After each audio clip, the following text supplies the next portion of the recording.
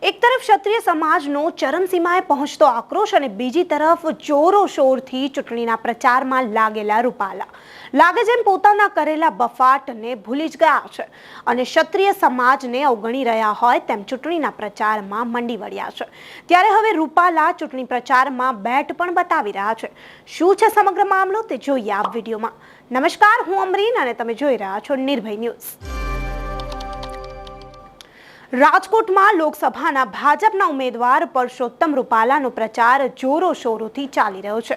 ત્યારે બીજી તરફ ક્ષત્રિય સમાજ 16 એપ્રિલે મહાસંમેલન યોજશે, જેમાં ગુજરાત જ નહીં પરંતુ આસપાસના રાજ્યોમાંથી પણ ક્ષત્રિયો ઉમટે તેવા દાવાઓ જે છે તે કરાઈ રહ્યા છે।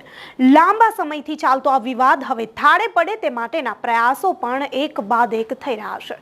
તેવામાં પરસોત્તમ રૂપાલાએ રાજકોટમાં ગંગેશ્વર મહાદેવ તેમજ હનુમાન મઢી ચોક પાસેના હનુમાનજીના મંદિરે દર્શન કરીને પોતાના ચૂંટણી પ્રચારનો પ્રારંભ કર્યો। રૂપાલાએ પદયાત્રાને બદલે ખુલ્લી જીપમાં પોતાનો પ્રચાર કર્યો અને પોતાની ઉમેદવારી નોંધાવવાની વાતને જે છે તે સ્પષ્ટ કરી નાખી છે। રૂપાલાએ ચૂંટણી પ્રચાર દરમિયાન સ્વાગત માટે આવેલા ક્રિકેટ એકેડમીના વિદ્યાર્થીઓનું બેટ પકડી લડી લેવાનો પણ ઇશારો કર્યો।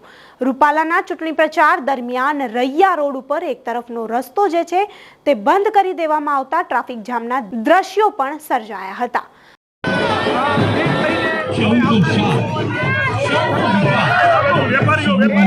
પરસોત્તમ રૂપાલાના ચૂંટણી પ્રચાર વખતે ભાજપ આવે છે એ પ્રકારના ગીતો ડીજેના તાલે ગૂંજી ઉઠ્યા હતા અને ફટાકડા પણ ફૂટ્યા હતા।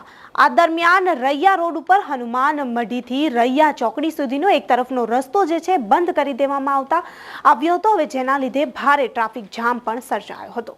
રૂપાલાનો પ્રચાર ધમાકેદાર રહ્યો હતો, પરંતુ આ સમયે રૈયા રોડ ઉપરથી પસાર થતા વાહન ચાલકોને ખૂબ જ મુશ્કેલીનો સામનો કરવો પડ્યો હતો। ત્યારે સવાલ એ ઊભો થાય છે કે આ બેટ રૂપાલા કોને બતાવી રહ્યા છે? શું આ બેટ રૂપાલા ક્ષત્રિયોને બતાવી રહ્યા છે? કેમ કે અત્યારે જે પરિસ્થિતિ ચાલી રહી છે તેનાથી કોઈ પણ અજાણ નથી। તો આ મુદ્દે તમે શું કહેવા માંગો છો તે અમને કમેન્ટ બોક્સમાં ચોક્કસથી જણાવજો અને અમારી ચેનલ નિર્ભય ન્યૂઝને લાઇક, શેર અને સબસ્ક્રાઇબ કરવાનું ભૂલતા નહીં। આભાર।